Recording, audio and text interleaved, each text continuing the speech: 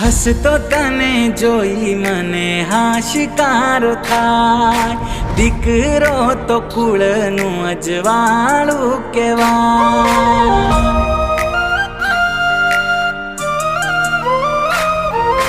હસતો તને જોઈ મને હાશિકારો થાય, દીકરો તો કુળનું અજવાળું કહેવાય।